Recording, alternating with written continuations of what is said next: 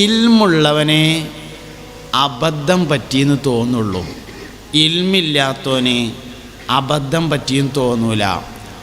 ആദം വല്ലിപ്പാൻ്റെ ഏറ്റവും വലിയ ഗുണം അബദ്ധം പറ്റിയെന്ന് തോന്നിയതാണ്. അബദ്ധം പറ്റിയെന്ന് തോന്നിയതാണ്. മുസ്തഫായ നബി തങ്ങൾക്ക് മിഅ്റാജുണ്ടായി. പരിശുദ്ധ ഖുർആനിൽ മിഅ്റാജിനെ പറ്റി പറയുന്ന സൂറത്ത് ഇസ്രാ. സുബ്ഹാനല്ലദീ അസ്റാ ബിഅബ്ദിഹി ലൈലൻ മിനൽ മസ്ജിദിൽ ഹറാമി ഇലൽ മസ്ജിദിൽ അഖ്സല്ലദീ ബാറക്നാ ഹൗലഹു ലിനുരിയഹു മിൻ ആയാതിനാ. സുബ്ഹാനല്ലദീ വറല്ലാഹു എത്ര പരിശുദ്ധനാണ്.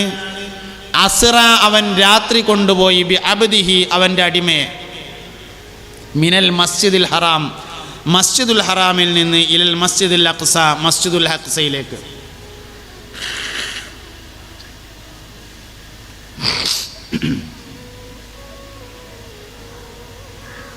മസ്ജിദുൽ ഹറാമിൽ നിന്ന് മസ്ജിദുൽ അഖ്സയിലേക്ക് കൊണ്ടുപോയി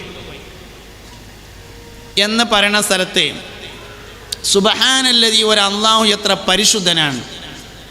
അസ്റ രാത്രി കൊണ്ടുപോയി ബി അബ്ദിഹി തൻ്റെ അടിമയെ എന്ന് പറയുന്നുണ്ട്. വാസ്തവത്തിൽ മുഹമ്മദ് എന്ന വാക്ക് ഖുർആനിൽ ഉപയോഗിച്ചിട്ടുണ്ട്, റസൂൽ എന്ന വാക്കും ഖുർആനിൽ ഉപയോഗിച്ചിട്ടുണ്ട്, നബി എന്ന വാക്കും ഖുർആനിൽ ഉപയോഗിച്ചിട്ടുണ്ട്. എന്നാൽ ഈ സ്ഥലത്ത് അബ്ദ് എന്ന വാക്കാണ് ഉപയോഗിച്ചത്, അടിമ എന്ന വാക്ക്. അടിമ എന്ന ചിന്തയാണ് ഏറ്റവും വലിയ ചിന്ത.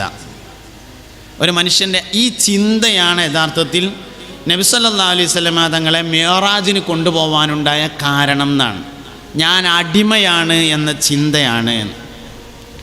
സയ്യിദുന ആദം നബി അലൈഹിസ്സലാം മുതൽ അമ്പിയാക്കൾക്കൊക്കെ ഉണ്ടായിരുന്ന ഒരു പ്രത്യേകതയായിരുന്നു അത് എന്നാണ്. സയ്യിദുന അബുൽ ബഷർ ആദം അലൈഹിസ്സലാം പരിശുദ്ധ ഖുർആനിൽ വലക്കത് കറംന ബനി ആദമ എന്ന് പറഞ്ഞിട്ടുണ്ട്. മനുഷ്യനെ ബഹുമാനിച്ചിരിക്കുന്നു എന്നാണ് അതിൻ്റെ അർത്ഥം. പക്ഷെ മനുഷ്യൻ എന്നതിന് ഖുർആനിൽ വേറെ വാക്കുണ്ട്. മനുഷ്യൻ എന്നുള്ളതിന് നാസ് എന്ന് ഖുർആൻ ഉപയോഗിച്ചിട്ടുണ്ട്. ഇൻസാൻ എന്ന വാക്കുണ്ട്. ഇൻസാൻ എന്ന പേരിൽ ഒരു സൂറത്ത് തന്നെ ഉണ്ട്, സൂറത്തുൽ ഇൻസാൻ, സൂറത്തുൽ ദഹ്ർ, സൂറത്തുൽ ഇൻസാൻ.